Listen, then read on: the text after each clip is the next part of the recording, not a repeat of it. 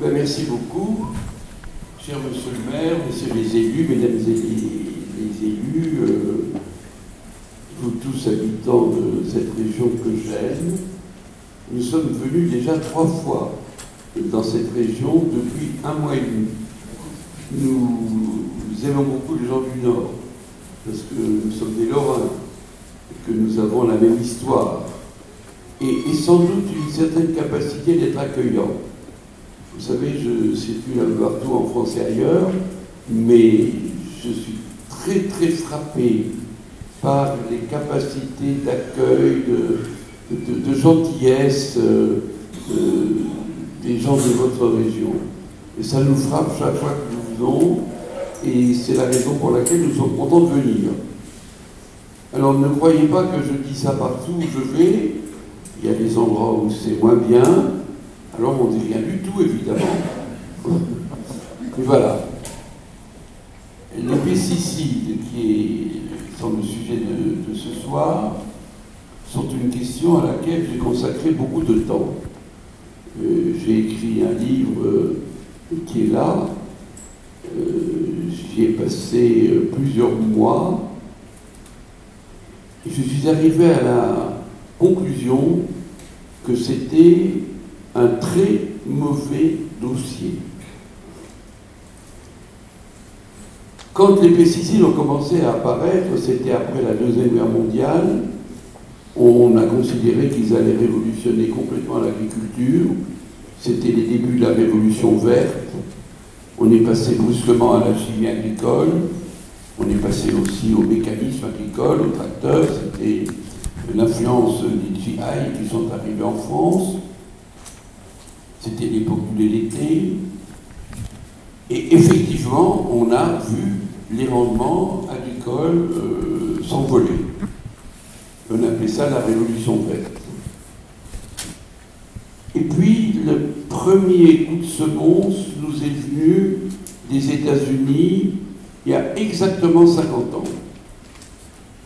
Madame Rachel Carlson, dans un bouquin qui s'appelait Le printemps silencieux, qui est un livre culte, qui est un des grands livres de l'écologie, a montré que dans sa région, au printemps, on n'entendait plus les oiseaux.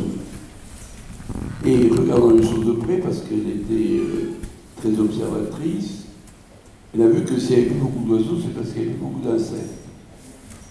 Et elle a jeté un cri d'alarme.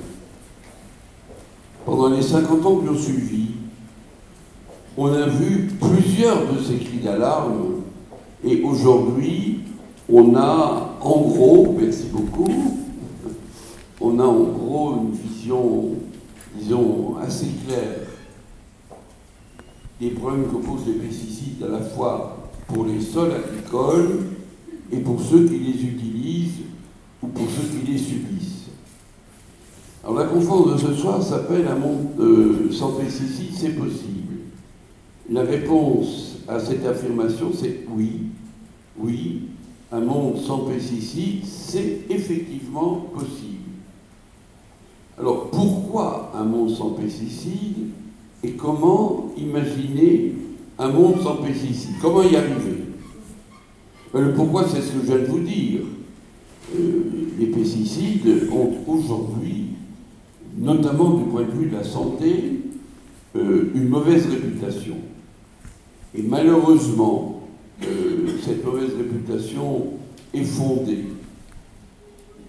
Ça a commencé au tournant des années 80, d'une manière presque humoristique, quand on s'est aperçu que dans un lac de Floride, le lac Apopka, les alligators qu'on élevait dans ce lac pour leur peau, pour faire des sacs à main, c'était une époque où on était encore moins sensible qu'aujourd'hui à la sauvegarde du monde animal, ont subitement cessé de faire des petits. Et on a cherché la raison. Et on a fait le lien entre une usine chimique qui était installée au bord du lac, qui fabriquait des pesticides, et qui avait brûlé. Une quantité importante de substances était passée dans ce fameux lac. Mais on n'en trouvait pas de ces pesticides dans l'eau, parce qu'ils étaient dans les vases. Dans les vases. Et là, on a fait le lien avec un événement qui avait frappé les imaginations quelques années plus tôt, lorsqu'on s'était aperçu qu'il y avait des anomalies dans la reproduction des goélands sauvages. En principe, un goéland couve ses œufs, il en couve généralement 2, et là on s'est aperçu que dans les nids de goélands, il y en avait souvent 3, parfois 4, et qui n'éclosaient pas. Et en regardant de près ce qui se passait, on s'est aperçu qu'il n'y avait plus de mâles, il n'y avait plus que des femelles qui s'étaient paxées avant que le pax existe, et qui avaient, pour cette raison, évidemment, pondu des œufs qui n'étaient pas fécondés et qui ne risquaient pas d'éclore. Et là, on avait étudié de très près la question et on avait vu que ces goélands se nourrissent de poissons, que ces poissons, dans les eaux de surface où ils vivaient, étaient contaminés par des pesticides. Que dans la chair des goélands, il y avait des quantités très importantes de pesticides. Et on s'est demandé si dans la chair de nos alligators, il y en avait aussi beaucoup. Et la réponse a été oui. Il y avait aussi beaucoup de pesticides. Alors on a regardé de près ces fameux alligators, on a fait des analyses. On s'est aperçu que leur zizi n'était pas plus gros que mon petit doigt. Je ne suis pas, chers amis, un éminent spécialiste de la longueur des zizi d'alligator. C'est pas tout à fait mon métier. Mais enfin, un alligator, c'est une grosse bête. Et mon petit doigt est resté petit, comme tous les petits doigts, évidemment.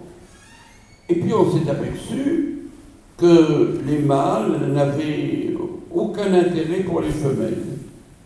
Aucun intérêt pour les femelles. Ils n'étaient pas émus par des pulsions sexuelles. Et donc il n'y avait plus de reproduction. Et il n'y avait plus de jeunes. Et quand on a fait le rapprochement entre ce qui s'était passé pour les alligators et ce qui s'était passé pour les goélands, on a vu que pour d'autres espèces animales, c'était la même chose. On a vu par exemple que les pumas de Floride restaient aussi obstinément femelles et qu'il n'y avait que très peu de mâles. Eux-mêmes, comme les 10 alligators, très peu entreprenants. On s'est aperçu que les belugas, qui sont des mammifères vivant dans le Saint-Laurent, au Canada, avaient les mêmes anomalies. Et bien sûr, une question s'est posée. Comme des pesticides, il y en a partout, comme il y en a dans l'air, comme il y en a dans l'eau, comme il y en a dans les 2 tiers des nappes phréatiques, comme il y en a dans 98% des eaux superficielles, est-ce que nous, qui sommes en contact aussi avec ces pesticides, est-ce que nous sommes menacés par les mêmes anomalies? Et c'est ce qu'a affirmé un éminentissime professeur danois qui s'appelle Schekkebeek. C'est plus compliqué, c'est Schekkebeek. Ça se prononce comme ça s'éternue. Et il a dit tout d'un coup que de 1958 à 1986, les hommes au Danemark avaient perdu la moitié de leur stock de spermatozoïdes. Alors cette affirmation a paru complètement saugrenue, il a été extrêmement critiqué. Mais voilà qu'un professeur français, M. Auger, a dit la même chose des Parisiens. Bon, ça n'a pas été en première page des journaux, parce que vous ne voulez pas affoler les gens. C'est pareil. En gros, en France, nous, tous les hommes qui sont ici, nous avons perdu la moitié de notre stock de spermatozoïdes. La conséquence de ça, c'est que la fertilité masculine a beaucoup baissé et qu'aujourd'hui, quand un couple est stérile, on a pu, lorsqu'on est médecin, cette réaction spontanée de dire c'est la femme. Aujourd'hui, on pense souvent que c'est l'homme. Et alors on fait un spermatogramme et on observe les spermatozoïdes. Et on observe deux choses. C'est qu'il n'y en a pas beaucoup et que, plus bizarrement, ils sont peu entreprenants, ils n'ont pas de punch, ils ne sont pas attirés par les ovocytes. Et donc il n'y a pas de fécondation, donc il n'y a pas de bébé. Et cet effet reprotoxique, donc toxique sur la reproduction, est aujourd'hui devenu un problème de santé très important, très très important, et comme nous savons calculer, nous sommes obligés de nous dire que si on ne diminue pas les pesticides dans l'environnement, eh bien il arrivera fatalement un jour où les hommes n'auront plus de spermatozoïdes du tout. Alors ça c'est très inquiétant pour les jeunes, mais ça ils ne le savent pas, donc ça ne les inquiète pas trop. Mais c'est effectivement très inquiétant, et c'est la toute première raison pour laquelle il est lumineusement évident qu'il faut en tout cas faire disparaître un certain nombre de pesticides qui produisent ces effets-là. Alors à cet effet sur la fertilité s'ajoutent quelques autres effets. Il y a toujours sur la reproduction, il y a une augmentation chez les jeunes garçons des cancers des testicules. Ce sont des cancers rares et souvent apparaissant après ce qu'on appelle la cryptorchidie, c'est-à-dire le fait que les testicules ne descendent pas dans les bourses.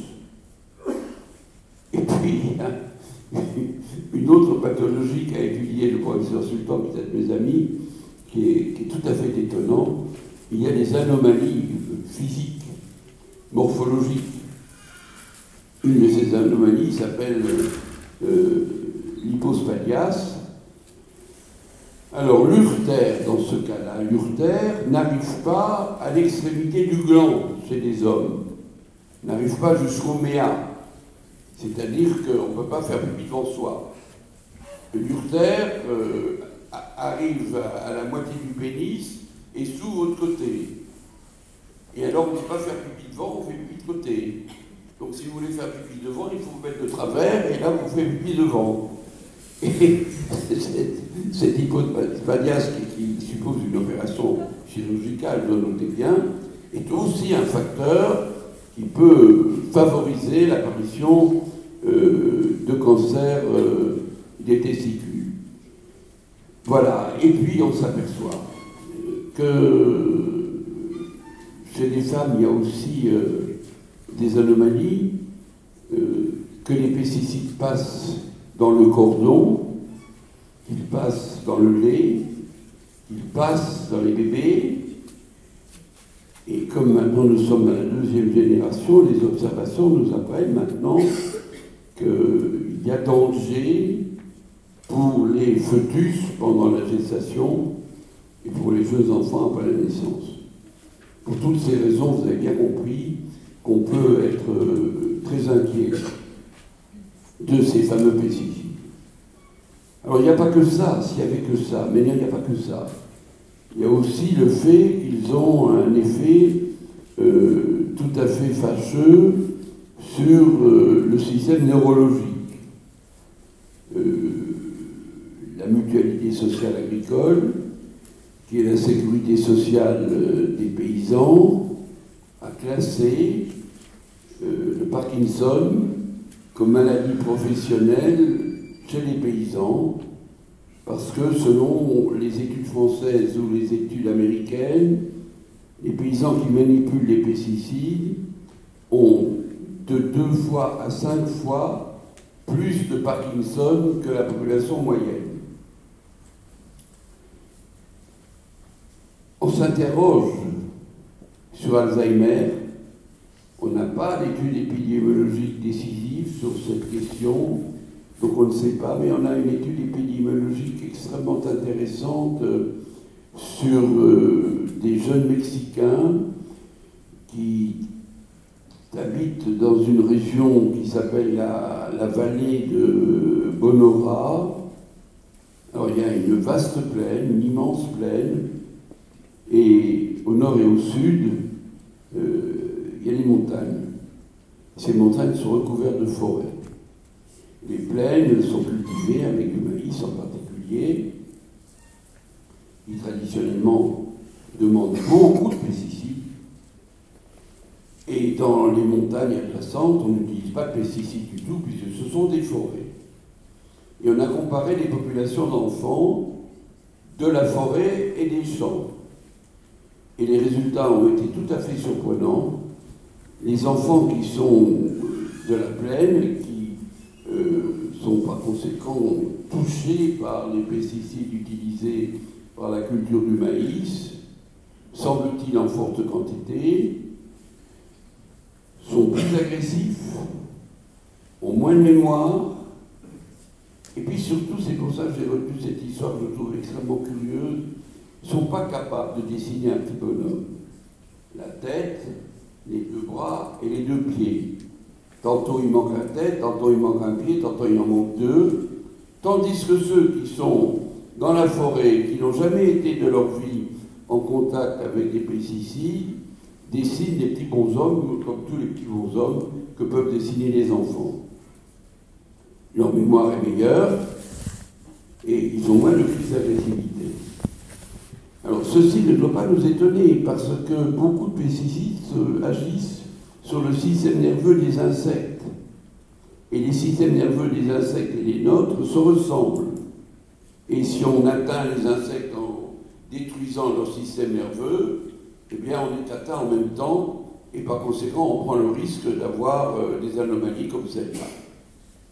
Et puis alors il y a la grande question que j'ai gardée pour la fin en ce qui concerne la première partie, c'est-à-dire pourquoi faut-il se débarrasser des pesticides?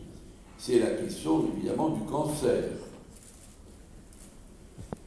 Alors c'est une question très difficile.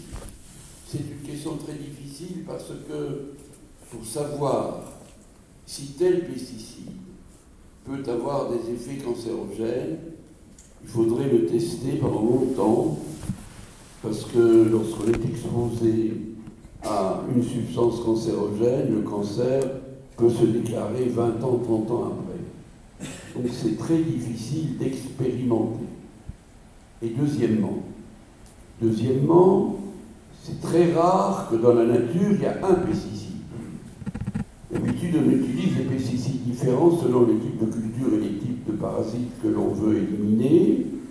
Donc il y a des cocktails. Et donc, il y a des effets cocktails, des effets où on s'aperçoit qu'un mélange n'a pas les mêmes propriétés que chacun des constituants à la même dose. Je vous ai fait rire à l'instant à propos de l'hypospadias. Là, il y a une étude, c'est une des très rares que l'on ait, où on utilise 3 pesticides. Chaque pesticide est utilisé à la même dose. Aucun effet sur les animaux d'expérience, pas d'hypospadias. Ensuite, on mélange les 3, toujours à la même dose. Et 70% des animaux en expérience font des hypospadias. Donc vous voyez que le tout est plus que la somme des parties, et que les effets cocktails sont extrêmement difficiles à étudier, parce qu'il faudrait tester d'innombrables mélanges, ce qui est extrêmement difficile à faire. Et c'est un défi pour l'écotoxicologie. Nous avons, dans mon institut à Metz, fondé ce concept d'écotoxicologie. La toxicologie, jusque-là, c'était la science des poisons. Mais nous sommes ici en face, disons, entre guillemets, de poison de l'environnement, et ça méritait une extension du concept de toxicologie. Et là, nous sommes devant des phénomènes, notamment les effets cocktails, qui sont tout à fait nouveaux. Bien entendu, dans la toxicologie classique, lorsque un méchant empoisonne un gentil, il utilise un poison, puis l'arsenic ou la digitaline ou un mokura, bon, mais pas de mélange. Là, nous sommes dans les mélanges, ce qui est très compliqué. Alors, on fait de l'épidémiologie, c'est-à-dire qu'on va observer les conséquences sur des populations de l'utilisation des pesticides.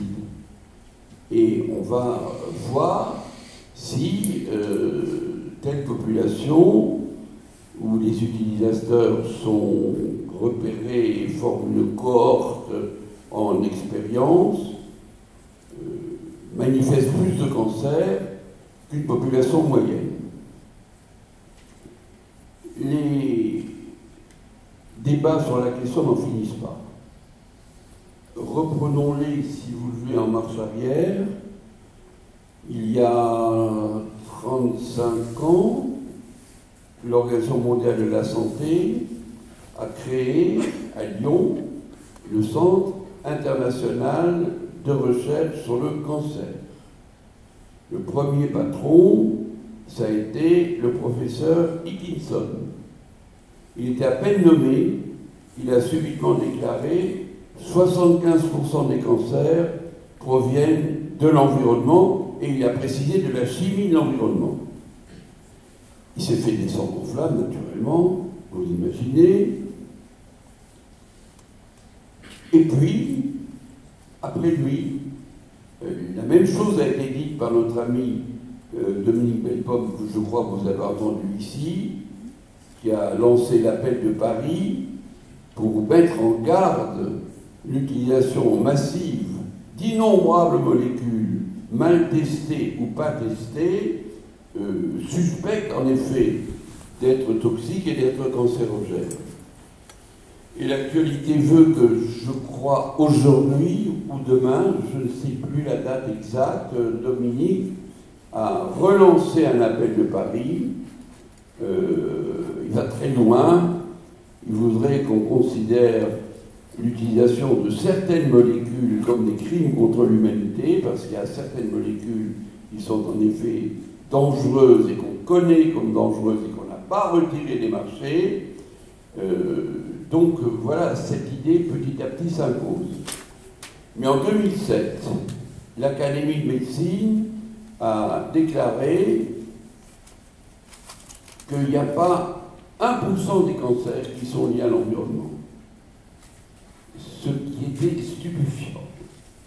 Alors en creusant, en se renseignant, en essayant de savoir pourquoi ces chiffres ont été proposés, on a appris par des académiciens avec qui je me suis entretenu que cette affirmation était une reprise d'une affirmation de deux médecins américains, le professeur Doll et le professeur Pelto, qui avaient déclaré que, en effet, les cancers liés à la chimie sont quasi inexistants. Et imprudemment, l'Académie de médecine a repris ça.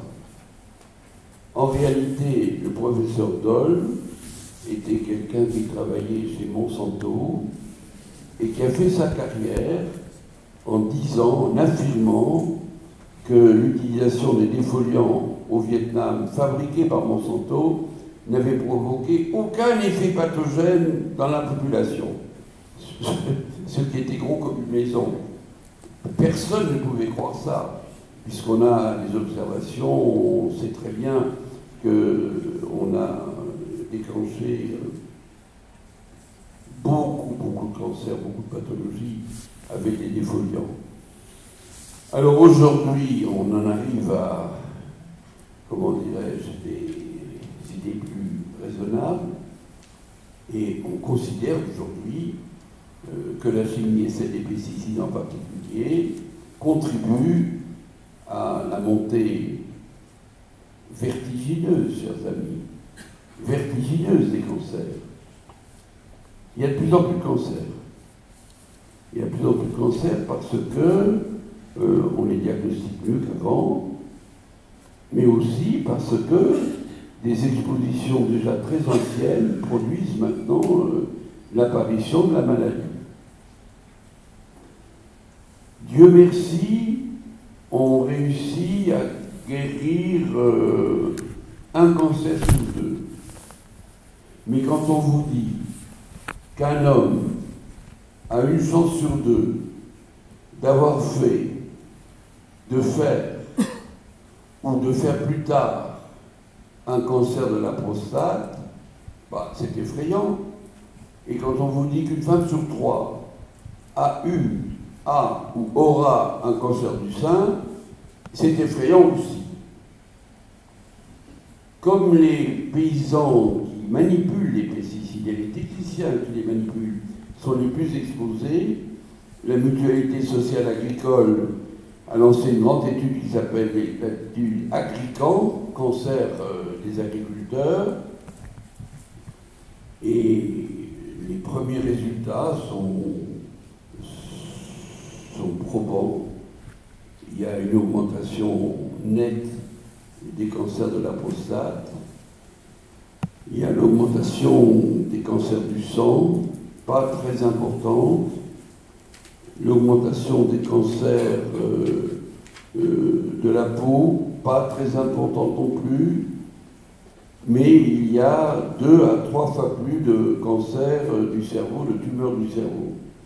Alors ça ne fait pas des chiffres énormes, parce que la tumeur du cerveau est un cancer grave, mais quand on manipule les pesticides, on est plus exposé à ces cancers-là. Donc il y a un lien qui est incontestable entre ces produits et les cancers. Ce lien, on peut le faire aussi d'une manière différente, en observant l'évolution des populations dans des régions plus ou moins exposées. Et là, on a une étude très intéressante en Inde. Alors l'État le plus pauvre de l'Inde, c'est l'État d'Orissa. Il est situé sur la côte orientale, la côte du Coromandel. Il est tellement pauvre qu'il n'a pas réussi à faire l'autoroute qui va du sud de l'Inde au nord de l'Inde. Et la traversée de l'Orissa se fait par une route ordinaire. Dans l'état d'Orissa, on n'utilise pas de pesticides. On n'a pas d'argent pour les acheter. C'est une agriculture traditionnelle, très ancienne, pas très rentable, évidemment, avec des rendements bas. Mais il n'y a pratiquement pas de cancer. Il faut ajouter à ça qu'on y consomme beaucoup de curcuma, qui est un aliment, une épice protectrice contre le cancer, que je vous conseille. C'est prouvé, on en est certain. Et on a comparé ça à ce qui se passe à Bombay. Et on a montré, c'est très intéressant, que plus la ville, par ses modes de vie, se met à ressembler aux grandes villes européennes, plus la nourriture qui parvient vient de champs qui ont été traités, plus le nombre de cancers augmente. Donc, le cancer est véritablement une maladie liée au mode de vie, et liée à l'agriculture, et liée à l'alimentation. C'est l'idée que les maladies reflètent les sociétés. Quand j'étais un gamin, je vendais tous les ans des timbres antituberculeux. C'était la grande maladie à l'époque. On avait arraché les paysans de leurs terres lors de la première révolution industrielle. On les avait envoyés dans des manufactures sans air et sans lumière, avec un air très pollué. Les poumons en prenaient un coup. Chez nous, dans ma région, la sidérurgie a fait beaucoup aussi de tort à l'appareil pulmonaire avec la silicose et la sidérose. Et la maladie qui découlait de cela, c'était la tuberculose. Alors on a fait des efforts d'hygiène importants. Il est clair que les usines ne sont plus comme elles étaient il y a 150 ans. On a trouvé quelques médicaments efficaces contre la tuberculose. Et la tuberculose est maintenant une maladie peu fréquente et une maladie qui malheureusement se manifeste dans les populations ou chez des personnes en très grande déshérence. Mais à l'inverse, nous sommes rentrés dans l'ère de la chimie. Il y a de la chimie partout. Et la conséquence, c'est que nous en payons la facture. Et que cette fois-ci, c'est le cancer qui est devenu une maladie de civilisation. Alors quand on a bien compris ça, on voit mieux pourquoi il y a tant de cancers. Et on comprend, alors je vais être provocateur si vous le voulez bien, que l'Académie des sciences s'est trompée. N'a pas repris le débat sur la question. Il s'était trompé aussi sur l'amiante. Alors là, gravement, nous avons fait dans mon institut une campagne contre l'amiante. En 1974, nous avons dit l'amiante tue 3 000 personnes par an, un cancer de la plèvre. On nous a ridiculisés. On a dit que moi, que j'étais un botaniste et que les botanistes n'y connaissent rien en toxicologie. Mais j'avais dans mon institut un des meilleurs toxicologues français. Il a fallu attendre encore plus de 20 ans pour qu'on interdise enfin l'amiante, qui va faire encore, à partir d'aujourd'hui, nous sommes ensemble, nous parlons, 90 à 100 000 morts d'ici 2050. Voilà les effets pathologiques graves, inquiétants de la chimie. Alors, le bilan étant clair, il faudrait ajouter maintenant le bilan sur les sols, la disparition de la vie du sol, les êtres vivants qui sont tués par ces produits. Le bilan est clair, le pourquoi est évident, il faut arrêter les pesticides. La question, c'est, oui, mais est-ce qu'on peut arrêter les pesticides? Il y avait au Grenelle, une commission pesticides à laquelle j'ai contribué, et nous avons fait acter par Nicolas Sarkozy, c'était en 2008, qu'en 2018, la France doit réduire ses quantités de pesticides utilisés de 50%. C'est le plan Éco-Phyto. C'était en 2008. 2018, c'était 10 ans plus tard. Bilan, raté. C'est raté. On en est au même point qu'en 2008 et on en est venu à se féliciter que la consommation de pesticides pendant ces 6 années qui nous séparent de 2008 n'a pas augmenté, mais n'a pas diminué non plus.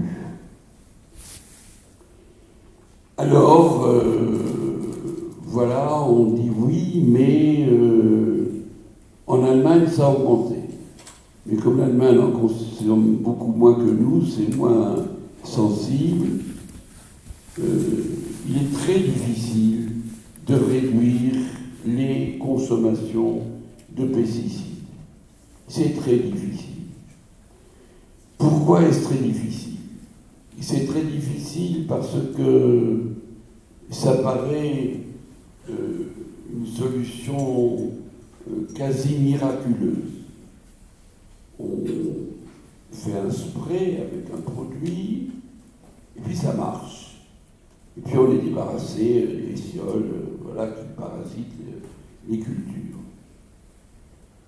Et puis il y a ce formatage évidemment du monde rural, des jardiniers, par l'industrie agrochimique qui est extrêmement puissante. Il y a là des multinationales extrêmement efficaces, qui entretiennent l'idée qu'on ne pourra pas s'en passer et qu'on n'a pas le choix. Et ce discours, malheureusement, est très souvent entendu. Les multinationales disent d'ailleurs aussi que ces produits ne sont pas toxiques puisqu'ils ont été étudiés en laboratoire. Je pense à Monsanto qui nous donne le Roundup. Très intéressant l'histoire du Roundup. Le Roundup, c'est une molécule qui s'appelle le glyphosate d'ammonium. C'est une molécule qui tue les herbes, et en l'occurrence les mauvaises herbes, qui vous permet d'avoir une allée dans votre jardin tout à fait dénuée d'herbes. Cette molécule fait l'objet d'une publicité intempestive chez Monsanto qui dit « c'est pas plus dangereux que le sucre ». C'est pas tout à fait vrai. C'est plus dangereux que le sucre. Mais c'est pas très dangereux. En revanche, pour que cette molécule soit efficace, on la mélange avec des adjuvants, avec des substances qui lui permettent de pénétrer dans les tissus qui alors mourront. Et le Roundup, glyphosate d'ammonium, plus ces substances, forment un cocktail beaucoup plus toxique que la molécule de glyphosate toute seule. Et comme les instituts spécialisés scientifiques ne prennent en considération que la molécule active, mais jamais les adjuvants, et qu'on ne teste pas le produit que vous achetez dans le magasin, on teste tout à fait au début, lorsque c'est mis sur le marché, la molécule principe actif. Eh bien, vous achetez un produit qui est beaucoup plus toxique que la molécule censée être peu toxique qui est dedans, mais qui a été ajoutée avec d'autres molécules qui vont augmenter son efficacité sur les tissus et malheureusement aussi sa toxicité pour vous. Voilà les effets cocktails dont je voulais tout à l'heure déjà et que je vous ai d'ailleurs tout à l'heure déjà évoqué. Alors,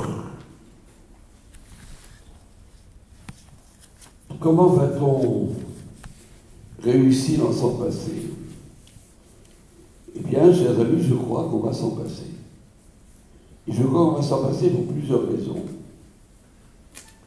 D'abord, parce qu'on va commencer par éliminer des marchés les pesticides les plus dangereux. On en a éliminé à peu près au cours des 10 dernières années, on en a éliminé en gros 500-600. On a éliminé le DDT, on a éliminé l'atrazine, qui est un pesticide extrêmement utilisé sur le maïs. Mais les deux ont un grave défaut, c'est qu'ils sont rémanents et qu'après les avoir interdits depuis des dizaines d'années parfois, ils sont encore là et ils font encore des dégâts parce qu'ils ne se décomposent pas rapidement dans les sols. Mais il y a un grand programme de l'Union européenne qui s'appelle le programme REACH qui vise à tester les molécules ou à les retester quand elles l'ont déjà été lorsqu'elles ont été mises sur le marché pour précisément éliminer celles qui posent problème. Alors c'est un très important programme qui s'étale sur plus de 10 ans, qui a commencé à entrer en vigueur il y a 4 ans maintenant, et je pense que c'est un des moyens par lesquels on va diminuer les quantités de pesticides sur les marchés. Alors ensuite, il y a des professions qui ont dit non aux pesticides.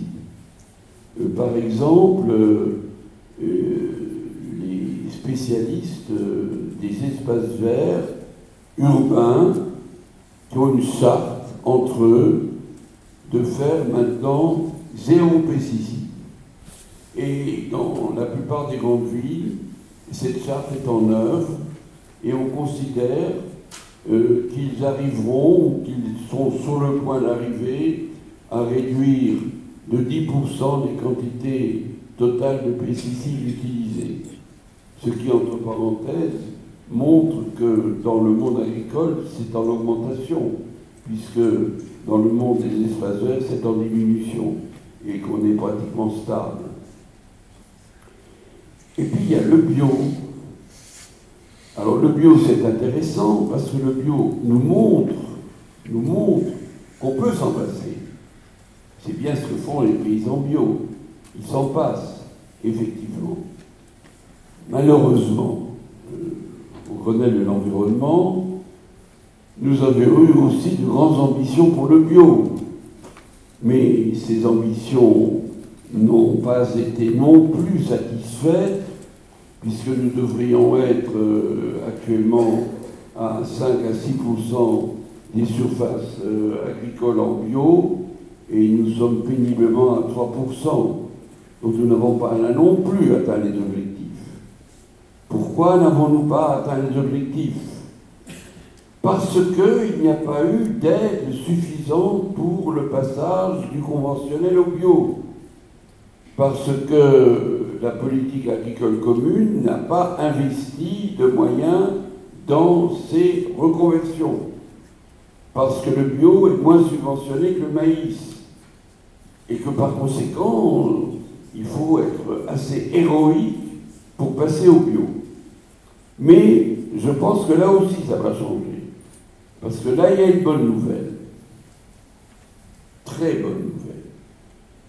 Comme moi, vous avez entendu dire, à tout propos, venant des organismes publics, des organismes officiels, que le bio et le conventionnel, c'est la même chose. Je sais qu'on nous a rabâché ça. C'est ce qu'on a dit et redit tout le temps. C'était pas très gentil pour les paysans bio, d'ailleurs. Alors, c'est pas la même chose.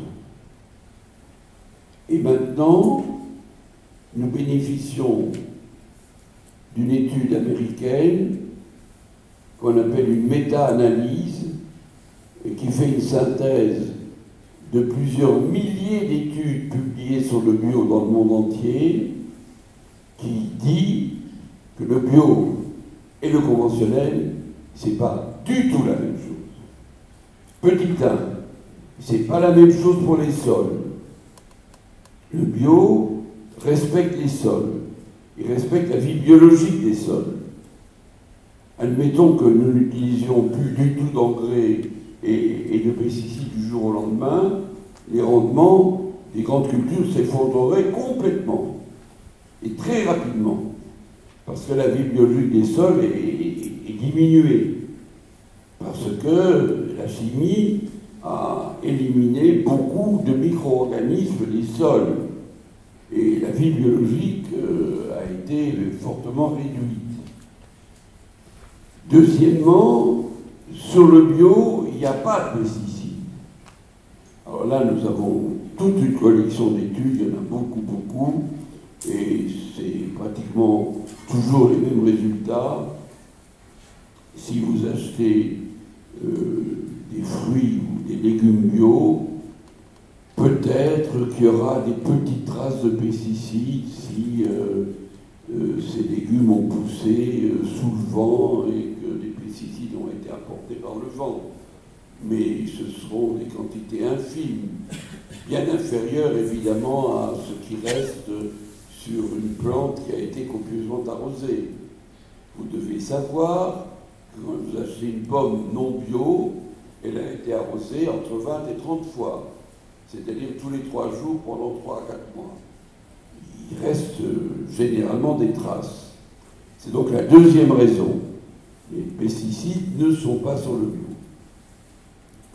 Comme on nous conseille de consommer 5 fruits et légumes par jour, je vous conseille de les consommer bio. Vous échapperez ainsi aux pesticides et aux résidus de pesticides qui sont fréquents sur les aliments conventionnels.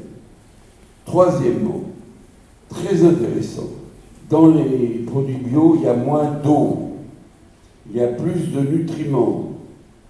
Pour un poids égal, la quantité de nutriments sur les produits bio est supérieure à la quantité de nutriments sur les produits conventionnels qui contiennent plus d'eau.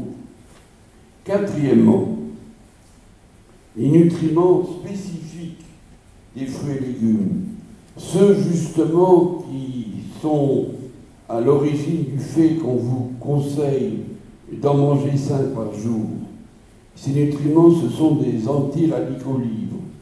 Ce sont des aliments qui empêchent les molécules qui résultent de la dégradation des aliments dans le tractus digestif d'intoxiquer les cellules. Car dans le tractus digestif se forment des molécules toxiques qu'on appelle les radicaux libres. Ces radicaux libres s'accumulent dans nos tissus et nos cellules pendant toute notre vie. Et tout d'un coup manifestent leur présence quand on est vieux et qu'on attrape des taches partout, des taches brunes. Vieillissement des tissus dû aux radicaux libres. Eh bien, les radicaux libres sont annulés par des nutriments qu'on ne trouve que dans les fruits et les légumes. C'est pour ça qu'il est important d'en consommer 5 par jour. C'est un chiffre évidemment qui est un peu publicitaire, mais qui insiste sur le fait qu'on doit en consommer beaucoup. Et il est absolument concernant que dans notre pays, on en consomme de moins en moins. Et vous, les Nordiques, et moi, les Lorrains, nous sommes très mauvais sur ce plan. Là, les Toulousains, non seulement ils attrapent des prix Nobel, mais ils consomment beaucoup plus de fruits et de légumes que nous. Et ils ont certaines pathologies moins fréquentes que nous, et en particulier les pathologies cardiovasculaires. Toutes ces raisons font que le bio a maintenant le vent en poupe, y compris dans les organismes officiels, et qu'on n'entendra plus cette litanie qu'on nous a serinée que le bio et le pas bio c'est la même chose. Ce n'est pas vrai. Ce n'est pas vrai. Et vous savez peut-être l'expérience qu'on a menée depuis 100 ans à Munich, où pour protéger les nappes souterraines, on a développé en surface de grandes cultures en bio.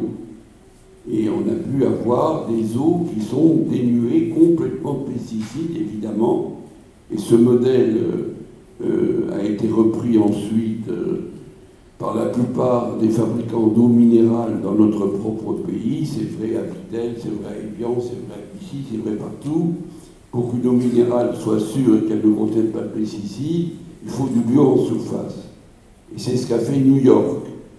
New York a développé aussi toute une stratégie très très fine de traitement des surfaces agricoles et des surfaces forestières pour précisément que l'eau de New York ne soit pas contaminée. Il y avait un projet de 6 milliards pour faire une usine d'épuration de l'eau. Les écolos de New York ont été voir ce que font les gens de Munich et ils ont réussi à expliquer à la municipalité qui les a suivis qu'on pouvait, en modifiant complètement l'agriculture de surface, avoir des eaux de bonne qualité sans avoir besoin d'investir des sommes vertigineuses dans une usine gigantesque d'épuration. On va continuer. Alors après ça, il y a les stratégies qui petit à petit vont remplacer les effets des pesticides. Il y en a beaucoup. Il y en a beaucoup de ces stratégies. Vous voyez, quand un paysan, quand un jardinier, par exemple, il plante des carottes, si ces carottes sont attaquées par la mouche de la carotte, alors ces carottes, elles sont foutues. Et il faut qu'ils prennent un produit qu'on trouve chez tous les jardineries qui connaissent bien ces produits. Il peut faire autrement. Il peut planter des oignons à côté des carottes. s'il plante des oignons à côté des carottes, l'odeur de l'oignon et l'odeur de la carotte vont se mélanger. Et la mouche de la carotte sera complètement perdue. Elle ne retrouvera pas l'odeur spécifique de la carotte qui l'attire sur les carottes, et par conséquent, elle n'ira pas sur les carottes.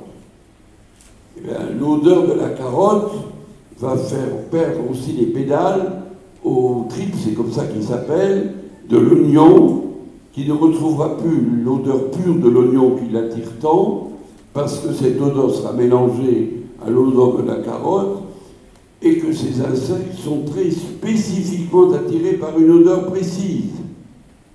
Alors c'est ce qu'on appelle les plantes compagnes. Les anciens jardiniers, mon grand-père, connaissaient ces trucs. Il y a plein de trucs dans les jardins. Il y a aussi la capacité de planter certaines plantes qui attirent des insectes qui détruisent les méchants insectes qui attaquent les pucerons, par exemple, qui attaquent les légumes ou les fruitiers dans un verger ou dans un potager. Il y a toutes ces stratégies. Et ces stratégies sont mises en valeur aussi maintenant dans la grande agriculture, où l'on évite les monocultures pour cette raison. Si on fait une grande monoculture et que pire, on la reproduise plusieurs années de suite au même endroit, les odeurs émises attirent les parasites qui viennent en force. Si on fait au contraire une rotation, là où il y avait l'odeur en question, elle n'est plus là. Là où il y a maintenant les nouvelles cultures, les parasites y vont, mais ils y vont en une année, ils ne cumulent pas leur présence sur plusieurs années, et par conséquent, il y en a moins.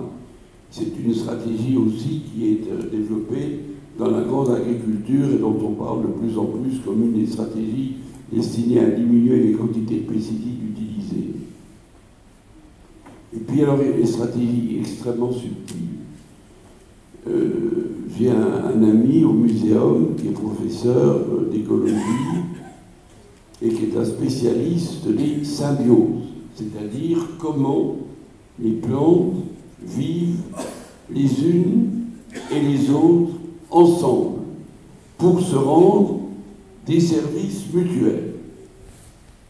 Voilà une plante, un légume. Elle a des racines. Et ces racines vont s'anastomoser avec les filaments blancs et microscopiques des champignons du sol. Et ces champignons du sol sont capables de faire quelque chose que la racine, elle ne sait pas bien faire. Le champignon du sol est capable... Ah, quelle bonne idée! C'est de ça que je vais parler, justement. Merci.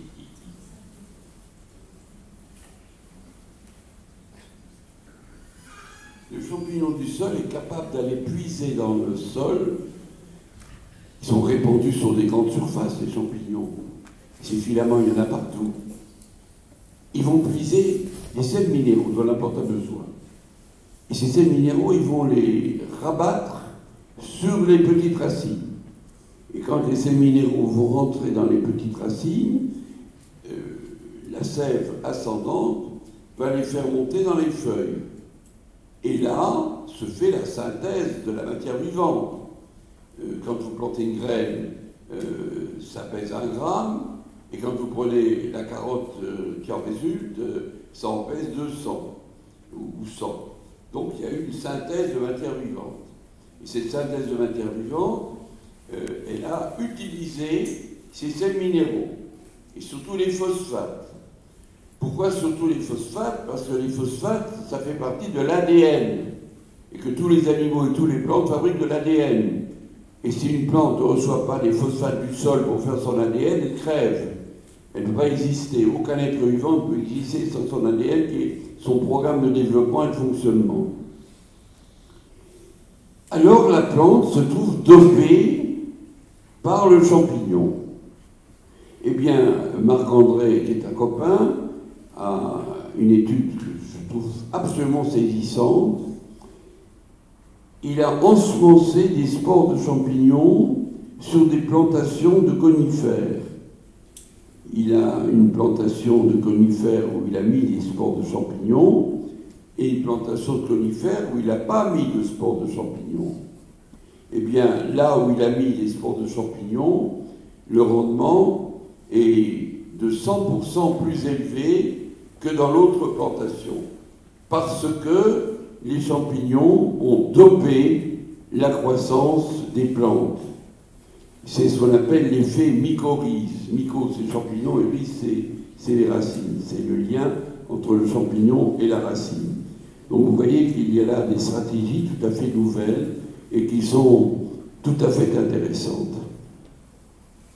Il y en a une autre qui est très intéressante aussi. Les plantes font entre elles la paix, mais elles font parfois aussi entre elles la guerre. Les plantes, parfois, attaquent des plantes qui leur prennent leur espace vital. Il y a beaucoup d'exemples qui sont bien connus. Un exemple classique, c'est les noyers. Sous les noyers, ça ne pousse pas bien. Tous les jardiniers, tous les paysans savent ça. Ça ne pousse pas bien parce que quand il pleut, les feuilles de noyer sont lessivées par la pluie, et la pluie se charge d'une molécule qui s'appelle la juglone et qui empêche les graines qui sont sur le noyer de germer. Et par conséquent, la productivité en dessous d'un noyer est faible. Eh bien, c'est comme ça que les plantes se défendent. Il y a un exemple qui est saisissant et qui est de toute actualité, puisque c'est un exemple que l'on est en train de mettre sur les marchés de l'agronomie, c'est le riz et d'autres céréales. Le riz émet par ses racines un acide qui s'appelle transoxanique, mais ne retenez pas le nom, c'est pas la peine. Et cet acide fait crever toutes les petites herbes parasites. Et donc le riz se défend tout seul. Et c'est pas la peine de lui mettre des pesticides. Mais il y a un inconvénient. C'est que ces riz qui émettent de cet acide transoxanique n'ont pas des grands rendements. Ils ont des rendements faibles. Alors on croise un riz qui émet ces substances avec un riz qui a un fort rendement. Et on obtient un riz qui, petit 1, a un fort rendement et qui, petit 2, élimine tous les parasites. Alors c'est merveilleux, évidemment. Et ce n'est pas les pesticides. Le riz fait le travail tout seul. Exemple suivant. Subtil. Stimuler les moyens de défense d'une plante. Stimuler son immunité, ses réactions immunitaires. L'aider à se défendre quand elle est attaquée par un parasite. L'aider à se défendre. Déclencher chez elle des mécanismes de défense. Ces mécanismes de défense, très étrangement, sont liés à la capacité, lorsqu'une plante est attaquée, de fabriquer une molécule que vous connaissez tous, qui est l'acide salicylique qui donne l'aspirine. Les plantes, quand elles sont attaquées, se mettent à fabriquer, non pas tout à fait de l'aspirine, mais de l'acide salicylique. Ces deux corps qui sont extrêmement voisins. Et cet acide salicylique se répand quand elle est attaquée dans toute la plante. Et la plante, du coup, résiste à l'attaquant, parce que l'attaquant, il est très gêné par cette substance. Et par conséquent, on va stimuler la capacité de la plante de se défendre toute seule. Et on connaît des molécules qui permettent cette stimulation, des algues en particulier. Il y a maintenant des produits à base d'algues, de purée d'algues, qu'on répand sur des plantes, qui du coup vont résister à des attaques que d'autres plantes non traitées subiront et auront des conséquences négatives. On va continuer. Les purins, les fameux purins d'ortie et tout ça, eh bien, ce sont des produits peu préoccupants, qui ne sont pas toxiques, et qui agissent à peu près de la même manière, mais pas tout à fait, mais qui apportent à la plante des ingrédients qui stimulent aussi sa croissance. Et puis pour terminer, c'est la cerise sur le gâteau, c'est une histoire absolument invraisemblable qui est menée par mes copains, Joël Sternheimer. Alors Joël a inventé quelque chose d'assez génial. Il est musicien, il est biologiste et il est physicien. Et il me dit, il y a quand même une chose extraordinaire, tu sais, Jean-Marie, c'est que pour les physiciens, la matière, elle est massive, elle est corpusculaire, mais elle est aussi vibratoire. Pour les biologistes, elle n'est pas vibratoire. Pour les biologistes, c'est que la matière. Il n'y a pas de vibration. Les biologistes ignorent les vibrations. Alors, dit-il, c'est très intéressant, quand on étudie un atome, une molécule, de connaître la vibration que produit cette molécule. Et si c'est une molécule qui joue un rôle très important dans une plante, et qui, par exemple, l'empêche d'être attaquée par un parasite, eh bien, si on lui fait entendre la musique qui entre en vibration avec ses propres vibrations, le phénomène de résonance qui en résulte va permettre à la plante de se défendre contre des parasites. Ça, c'est le discours. Eh bien, il le met en pratique. Il met en pratique sur les parasites de la vigne, sur une maladie qui se développe beaucoup dans la vigne, qui préoccupe beaucoup maintenant les vignerons, qui s'appelle l'ESCA. Il fait entendre pendant 3 minutes le matin et 3 minutes le soir une petite musique qu'il a composée, qui entre en vibration, en résonance avec les vibrations d'une molécule de la vigne. Et cette molécule de la vigne arrête le développement de l'ESCA. Et il a des résultats surprenants, tout à fait surprenants. Il a travaillé sur les vins de Bordeaux, il a travaillé sur les vins d'Alsace, il a travaillé sur des vins du Pays de Loire. J'ai été vendre son... Enfin, je n'ai rien vendu du tout. J'ai été faire une conférence là-dessus à Bordeaux, parce que les Bordelais se sont fait retoquer du vin en Allemagne il y a quelques années parce qu'il y avait des pesticides dans le vin. Ça a provoqué une panique chez les Bordelais dont vous n'avez pas idée. Je connais Alain Juppé parce qu'il est très écolo et qu'on a fait plusieurs fois des réunions ensemble de développement durable dans sa ville. Alors il m'a dit, venez Jean-Marie, venez. Venez discuter avec nos vignerons et donnez-leur des idées. Alors j'ai été et je leur ai raconté cette histoire. Et mon ami Sternheimer a suivi de très très près. Et il a eu en Bordelais, en tout cas, des résultats très intéressants.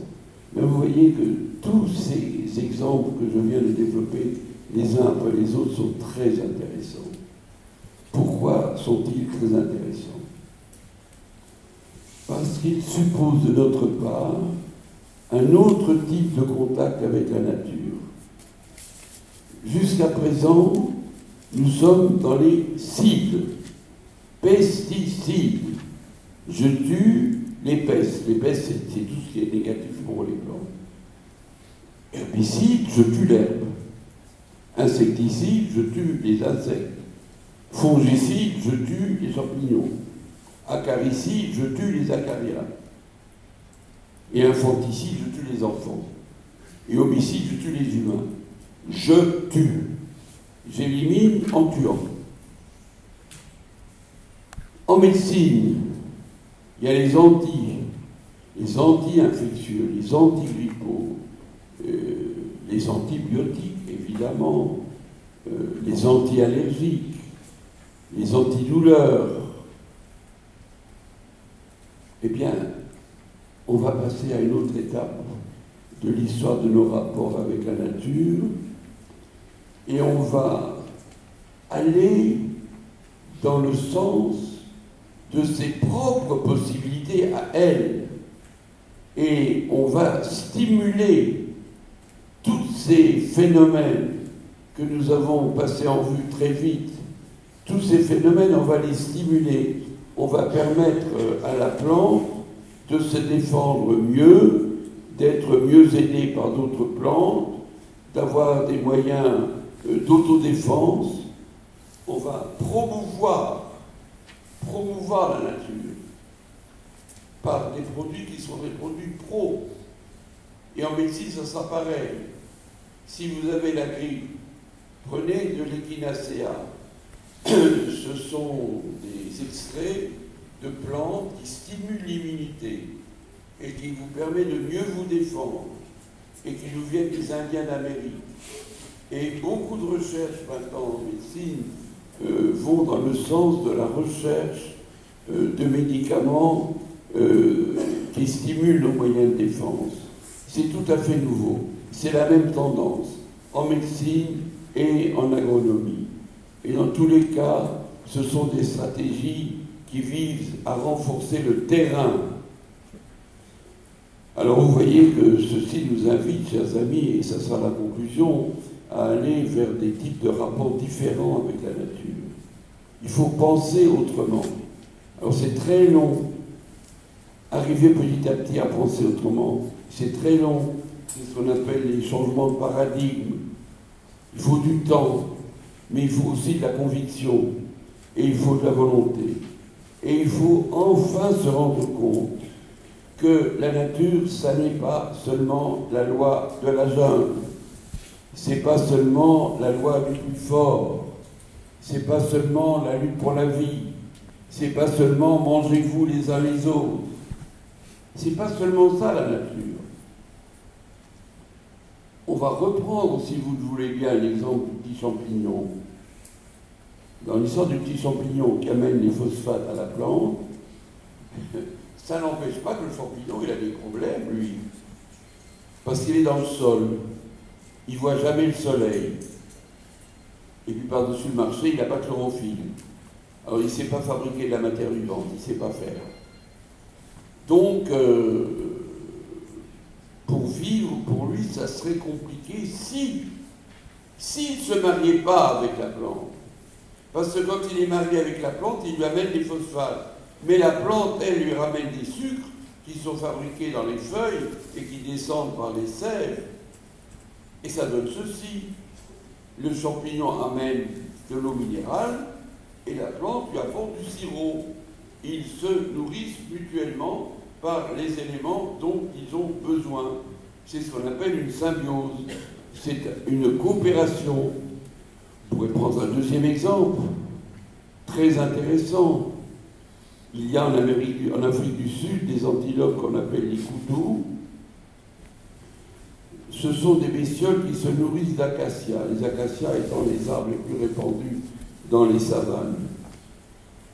Alors mon cher collègue Van Holot, qui est un écologiste astucieux, qui m'impressionne beaucoup, il est plus malin que moi, beaucoup plus, il s'est posé une étrange question. Les antilopes arrivent sur une acacia, elles broutent une branche, puis elles s'en vont. Je me suis dit, pourquoi elles ne broutent pas tout? Pourquoi elles ne broutent pas tout l'acacia? Alors il a étudié ce phénomène de broutage et s'est aperçu que lorsque l'acacia est broutée, il déclenche la formation dans toutes ses feuilles de tanins qui sont des molécules très indigestes que les antilopes détestent et dès qu'elles sentent le goût du tanin, elles abandonnent. Et elles vont sur un autre acacia. Quel acacia? Celui d'à côté, naturellement. Pas du tout. Jamais celui d'à côté. 100 mètres. Alors, il s'est dit, enfin, c'est pas possible. Elle gère mal les frais de transport. C'est pas écologique du tout. Elle devrait brouter la plante qui est à côté. Elle ne broute pas la plante qui est à côté. Et il a démontré qu'elle ne broute pas la plante qui est à côté parce que quand elles broutent la plante, elles ont brouté, qu'elles ont déclenché la formation de tanin, elles ont déclenché en même temps la formation d'un gaz qui s'appelle l'éthylène. Et le vent porte ce gaz sur l'acacia d'à côté. Et dès que ce gaz arrive sur l'acacia d'à côté, immédiatement il se met à fabriquer lui aussi des tanins. Tout se passe comme si l'acacia brouté, par le message qu'est le gaz éthylène, disait à son voisin « Fais gaffe, défends-toi, les antilopes sont là ». Il y a par conséquent une régulation de la prédation. Et nous l'avons montré dans notre série de films avec Jean-Pierre Cuny qui s'appelait L'aventure des plantes et que certains d'entre vous ont vu sans doute sur TF1 il y a 20 ans. On a montré ça. On vient de découvrir cette histoire de communication entre les plantes, de service rendu par une plante à une autre plante, donc de coopération entre les plantes. Eh bien, depuis 30 ans, on s'est aperçu maintenant que ce mécanisme était universel et qu'il n'y avait pas que le cas particulier des acacias et des antilopes, mais il y avait ce même phénomène dans pratiquement tous les mécanismes de prédation, ce qui explique qu'il y a des herbivores et de l'herbe.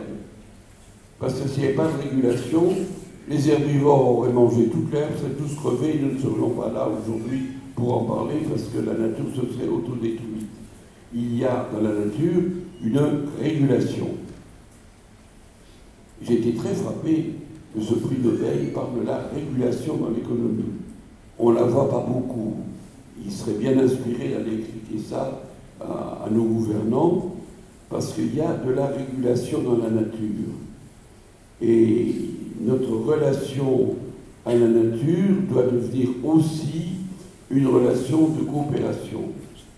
Et puis tout ceci alors nous emmène vers plus de sociabilité, plus d'associativité, plus de solidarité. Et vous voyez qu'émergent à la fin de l'exposé les grandes valeurs de l'écologie. Et ce sont ces valeurs dont nous avons besoin si nous voulons nous redresser et si nous ne voulons pas voir le monde aller aussi mal qu'il va en ce moment sous nos yeux.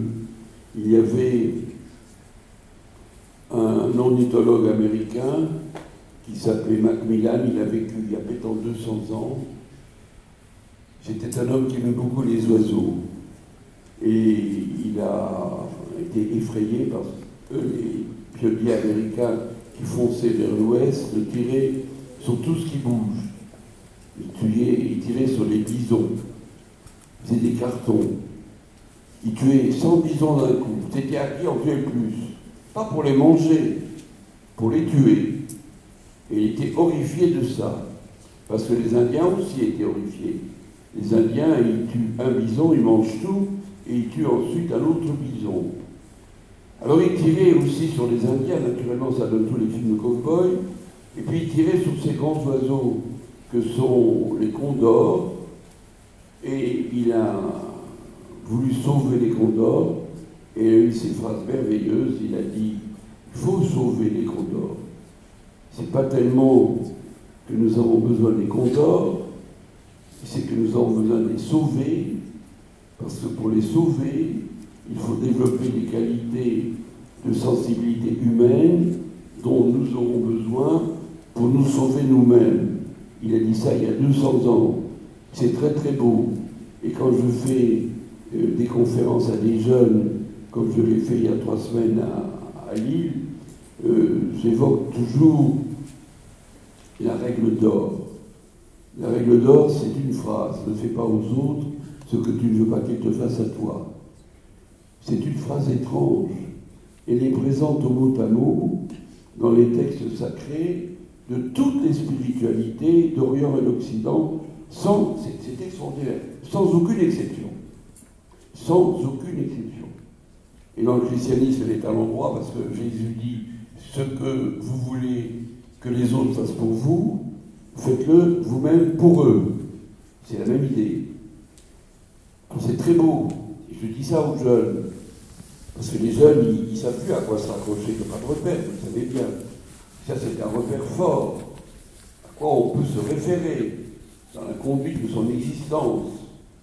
Mais les autres, ça peut être aussi les autres vivants. Ça peut être les plantes, ça peut être les animaux, bien entendu les humains aussi. Et alors se profile à l'horizon un monde convivial, fraternel peut-être. C'est à ça que nous devons nous employer, je crois, chers amis, tous ensemble. Et comme ça, on remplacera petit à petit la société des tensions épouvantables et de l'argent roi par quelque chose qu'on baptiserait la civilisation de l'amour. Merci beaucoup.